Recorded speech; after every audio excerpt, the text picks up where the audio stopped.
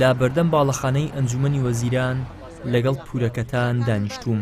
باسی نەهامەتی ئەو ساتەم بۆ دەکات کە لە شاڵاوی ئەنفال و بردنیان بۆ گرتوخانەی نوگرە سەلمان بەسەریان هاتووە.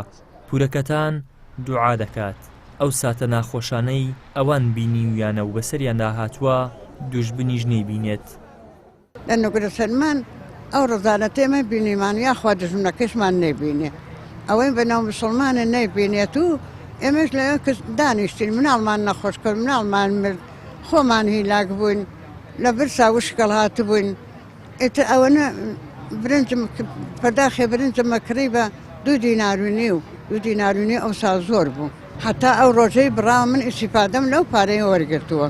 ئێستاش ئەگەر بمەنێ مەمنونم لەو پارەی ئیسیفادەیەکی تر بکەم، هیچم عینەکم نییە، من زراوم نەخۆش بووە. ڕزگاربوونی شاڵاوی ئەنفال بۆ جارێکی تر لە بەردەم ئەنجومەنی وەزیران لە شاری هەولێر گرتبوونەوەیان ئەنجامدا.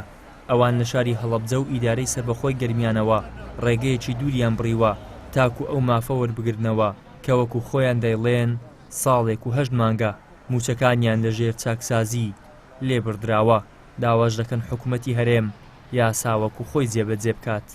ساڵێک دەمانگە ڕاگیراوە بە بیانووی یاسای چاکسازی کە گوای ئێمە خۆیان چەند لە یاساکات و ئەگەر کەسێکە موچەی تری بەناوە نەبێ ئەبێ من حی پێ بدرێ هەتا ئەمرێ ئەم زەلامە. داواکاریمە زۆر گەورەیە بەڕاستی لە حکوومەتی هەرێم بتوان یاسای ژمارە 11 ساڵی 2011 کە لە پەرلەمانی کوردستان دەرچووە خۆی جێبەجێ بکە. ئەمە گرفت و کێشەی گەورەمان ئەوەیە کەم یاسا جێبەجێ ناکرد نەگۆگە خۆی لە ساڵ 5